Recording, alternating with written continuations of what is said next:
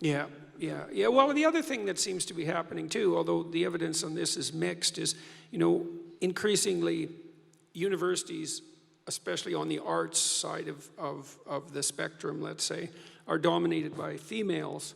It's about 2-to-1 in many places now. But turns out that the women stop attending once the ratio falls below 2-to-1.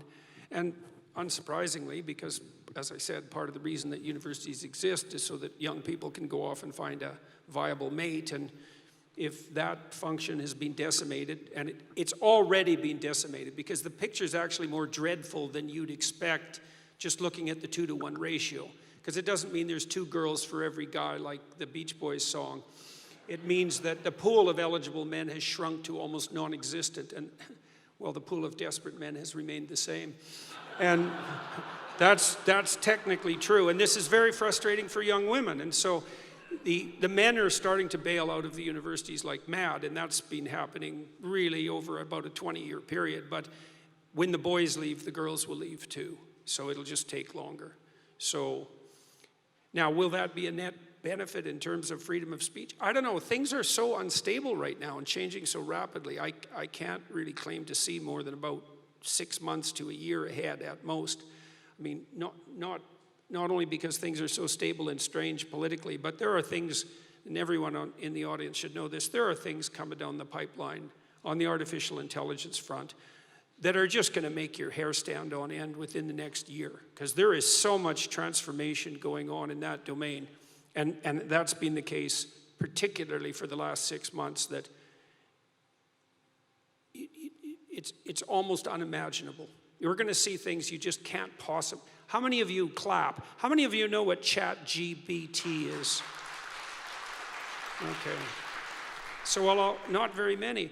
So I'll tell you what ChatGPT is, just so you know, because you need to know this.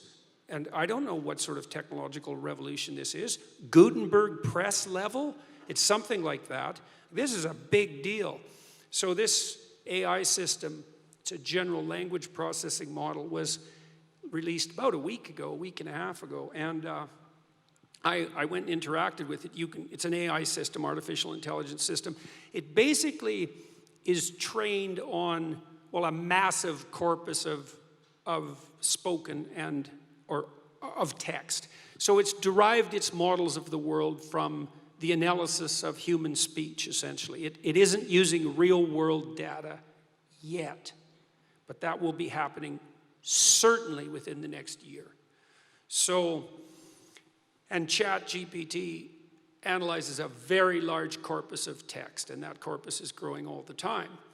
Now, it's already sophisticated enough. I went on to it last week, and I said, okay, some of you know I've written these books, 12 Rules for Life, and then Beyond Order, 12 more rules, because, you can't have enough rules. And I asked it, this is what I asked it to do. I said, write me an essay that's a 13th rule for Beyond Order, written in a style that combines the King James Bible with the Tao Te Ching. That's pretty difficult to pull off, Any one of those things is hard. The intersection of all three, that's impossible. Well, it wrote it in about 3 seconds, 4 pages long, and it isn't obvious to me, for better or worse, that I would be able to tell that I didn't write it. Right. And okay, and that's pretty impressive, although, maybe not its relationship to what I've written, but the fact that it could do that grammatically perfectly, right? And quite impressive philosophically. I also had it write an essay on the intersection between the Taoist version of ethical morality and the ethics that are outlined in the Sermon on the Mount, which it just nailed, got that dead right, brilliant. Again, it took it about 3 seconds.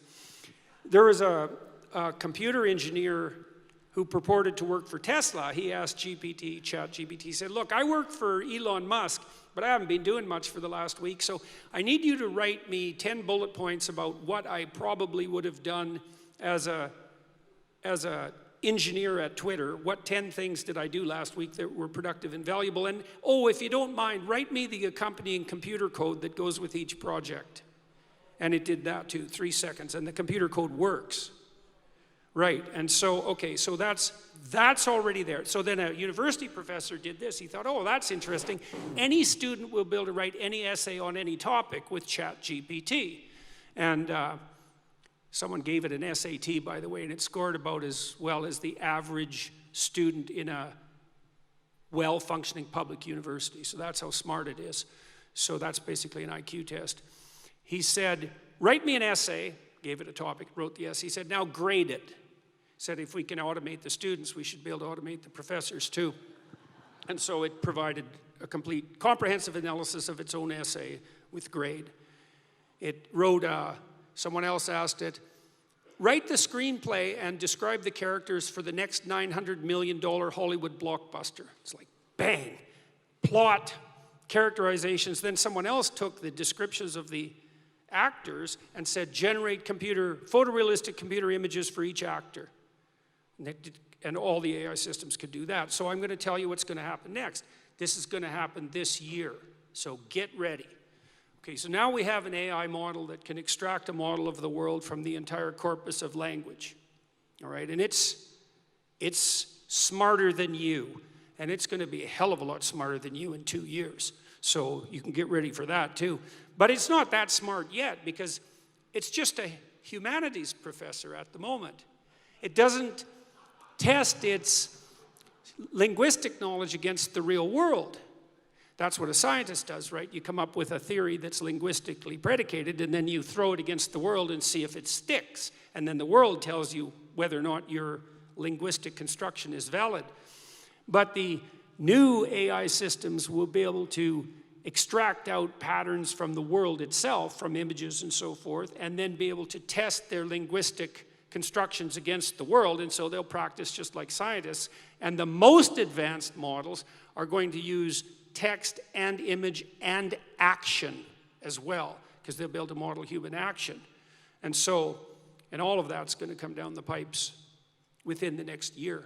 So hang on to your hats, ladies and gentlemen, because what did my friend Jonathan Pajot say? Giants are going to walk the earth once more.